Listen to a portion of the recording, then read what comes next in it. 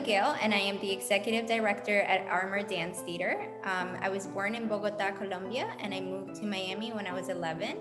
I have been with the organization since I was 13 years old. I started out as a student here at the South Miami Academy, and over the years, I've held a number of roles, and I am excited to take on this new leadership position and bring the organization to the next level.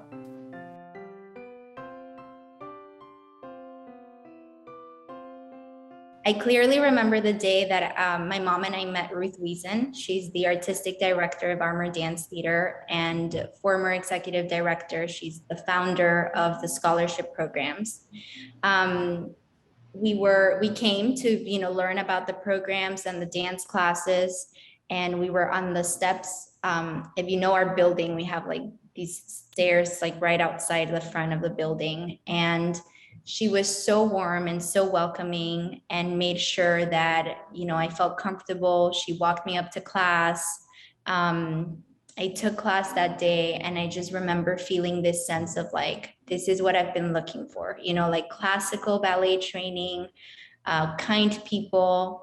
And we came out, and my mom was also just over the moon with happiness and gratitude in that it was a school that we could afford, and that, I was going to be able to come as many times a week as I wanted to.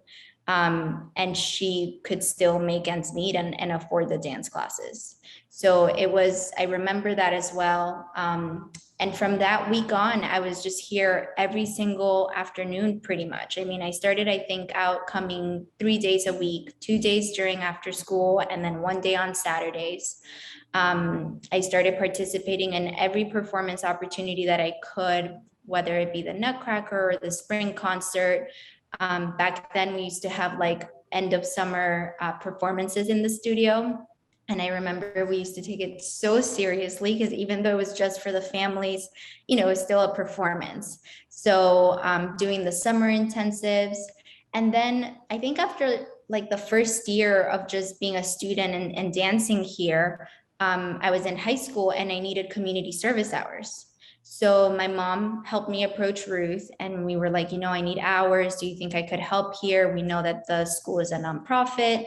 Would you be willing to sign off on those hours? And Ruth said, of course, we can use her help. So I went from coming just 3 times a week to then every day after school.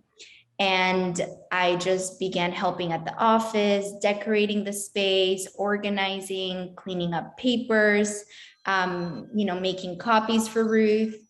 And we built this bond that, it's one of just friendship, but also, this motherly relationship with her and my boss and my teacher.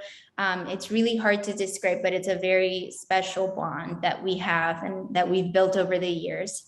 And after a while, she just said, Cami, like, I think you have enough community service hours, but would you be interested in working a few hours after school? And for a young teenager, you hear the words, you have a job, you just get excited. So of course I said yes. And that's how my working relationship began with the school. So I would just come still after school and help in the office. And I think it was that process of helping in the office that opened up my eyes to the fact that I can still be in the arts world without necessarily being a professional dancer.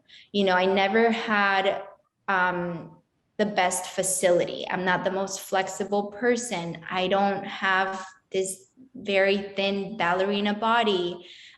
There were just things that in my mind, because they shouldn't be, but in my mind, limited me to being able to accomplish like a successful career in dance.